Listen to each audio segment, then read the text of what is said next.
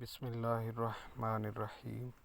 شروع اللہ کے نام سے جو بڑا مہربان نہایت رحم والا ہے۔ مشکلات بہترین لوگوں کے حصے میں آتی ہیں کیونکہ وہ اس کو بہترین طریقے سے انجام دینے کی صلاحیت رکھتے ہیں۔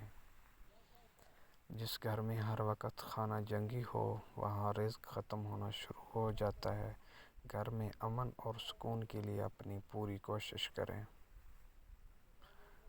کڑوے لوگ سچے ہوتے ہیں مگر میٹھے لوگ پیٹھ پیچھے چھڑا گھومتے ہیں۔ ارشاد نور۔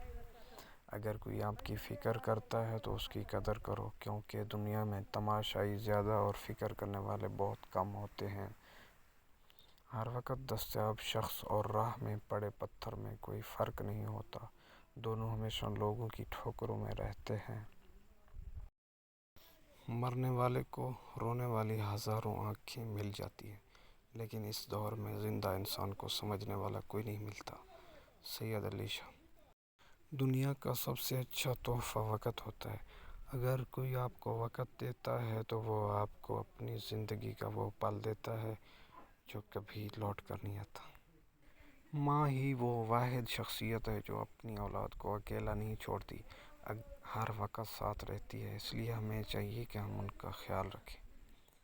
اچھے لوگوں کی تلاش مت کرو بلکہ خود اچھے بن جاؤ، آپ سے مل کر شاید کسی کی تلاش دور ہو جائے۔ مصیبت انسان کو پریشان کرنے کے لیے نہیں بلکہ انسان کو بیدار کرنے کے لیے آتی ہے تاکہ انسان کا رابطہ اپنے رب سے برقرار رہے۔